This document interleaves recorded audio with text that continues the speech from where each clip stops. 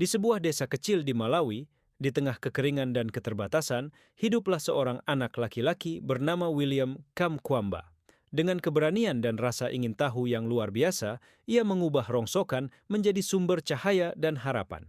Ini adalah kisah tentang mimpi, tekad, dan kekuatan ilmu yang mampu mengubah dunia. Kisah seorang anak yang menjinakkan angin. Namaku William Kamkwamba. Aku lahir di sebuah desa kecil bernama Masitala, di Malawi, Afrika Tenggara. Di desaku tidak ada listrik, tidak ada air ledeng. Kami hidup dari bertani, menanam jagung, berharap pada hujan. Setiap pagi, aku berangkat ke sekolah dengan kaki telanjang. Mimpiku sederhana. Belajar, lalu bantu keluarga. Ayahku bilang, pendidikan bisa membawamu kemanapun. Tapi hidup di desa tak pernah mudah. Kami tidur ditemani gelap, lampu hanya pelita kecil. Tapi dalam hati ada cahaya yang belum padam. Cahaya itu adalah harapan. Tahun 2001, hujan tak datang. Langit mendung, tapi tanah tetap kering. Jagung di ladang kami mati satu persatu. Hari demi hari, makanan semakin sedikit. Kami makan 1 kali sehari, kadang tidak sama sekali. Ibu mencoba menahan lapar agar aku bisa makan lebih banyak. Tapi aku tahu, kami semua lapar. Dan saat segalanya makin sulit, ayah berkata, "William, kita tak bisa bayar sekolahmu lagi." Hari itu, aku pulang membawa tas kosong dan hati yang berat. Tapi jauh di dalam diriku, aku berjanji, aku akan terus belajar, sekolah atau tidak. Sekolah tertutup untukku. Tapi aku tak mau berhenti belajar. Di desaku, ada satu tempat yang masih terbuka, perpustakaan kecil sekolah. Aku datang diam-diam setiap hari, membaca buku apapun yang bisa kupahami. Sampai suatu hari, aku menemukan satu buku yang mengubah hidupku. Judulnya Using Energy, tentang listrik, cahaya, dan kincir angin. Ada gambar sederhana. Baling-baling besar yang bisa menangkap angin dan menghasilkan listrik.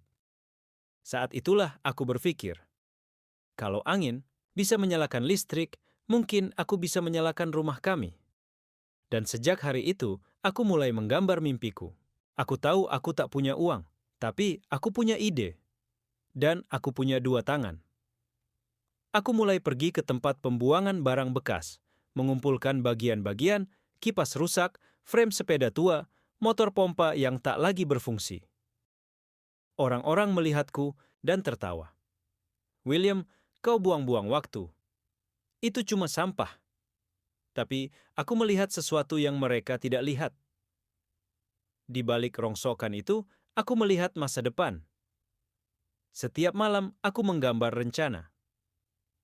Siang hari, aku rakit satu persatu, menggabungkan logam, kabel, kayu.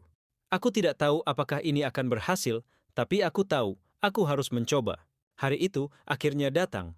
Semua potongan logam dan kayu yang kukumpulkan, kusatukan menjadi satu menara. Tiang kayu dari pohon biru, baling-baling dari pipa plastik bekas dan kipas rusak. Dinamo dari sepeda tua. Kabel bekas aku tanam di tanah menuju lampu kecil di rumah kami. Aku berdiri memandang hasil karyaku. Sebuah kincir angin sederhana berdiri di tengah ladang. Angin bertiup, baling-baling mulai berputar. Pelan, lalu cepat, dan lampu itu menyala. Untuk pertama kalinya, rumah kami tak lagi gelap. Aku menangis, bukan karena lelah, tapi karena aku tahu aku bisa mengubah hidup kami dengan ilmu. Orang-orang desa datang. Mereka melihat tiang kayu itu berputar. Mereka melihat lampu menyala di rumah kami. Dulu mereka menertawakanku. Tapi sekarang mereka berkata, "Apa ini bisa untuk kami juga?" Tak lama, wartawan datang. Lalu seorang bimo ilmuwan. Lalu undangan dari kota, dari universitas. Dunia mulai melihat anak desa bernama William yang tak menyerah, yang menyulap angin menjadi harapan. Tapi aku tahu, ini baru awal. Aku belum selesai. Karena selama masih ada yang hidup dalam gelap, angin ini akan terus aku panggil.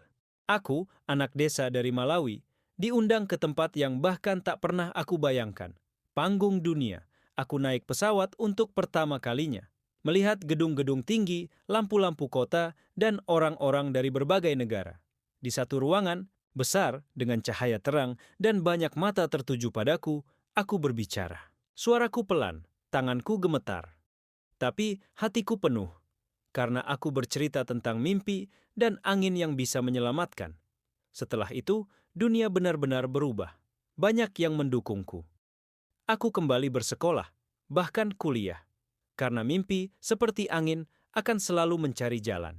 Pulang ke Malawi, aku membawa semangat baru. Kini, aku tak hanya membangun satu kincir angin, tapi bermimpi membangun banyak untuk desa kami. Aku ajak teman-teman, para tetangga, dan guru-guruku. Kami kumpulkan rongsokan bersama, belajar bersama. Satu demi satu, kincir angin tumbuh di ladang. Lampu menyala di rumah-rumah tetangga. Anak-anak bisa belajar setelah matahari terbenam. Petani bisa memompa air lebih mudah. Angin yang dulu hanya angin kering, kini jadi sumber kehidupan baru. Dan aku tahu mimpi ini jauh lebih besar dari diriku sendiri. Tidak semua orang percaya pada mimpiku. Beberapa tetangga bilang, angin saja tidak cukup, William. Ini cuma buang waktu. Kadang alat rusak, kadang angin tak cukup kencang, dan kadang aku merasa lelah. Tapi aku ingat, saat aku duduk di perpustakaan, membaca buku tua itu, aku belajar sesuatu penting. Kegagalan bukan akhir, tapi langkah menuju keberhasilan. Aku terus memperbaiki, belajar dari kesalahan. Karena aku percaya, setiap angin pasti membawa peluang baru. Kini aku tahu, angin bukan hanya angin. Ia adalah harapan yang terus berputar, membawa cahaya dan kehidupan. Dari desa kecil di Malawi, aku belajar bahwa mimpi bisa tumbuh, walau dari tempat yang paling sederhana.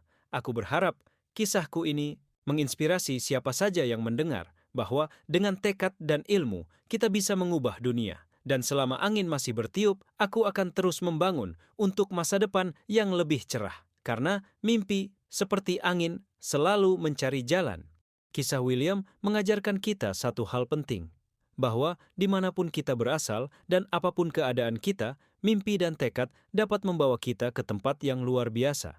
Seperti angin yang terus berputar, harapan akan selalu menemukan jalannya. Mari kita terus membangun, belajar, dan percaya pada kekuatan mimpi, karena masa depan cerah ada di tangan kita semua.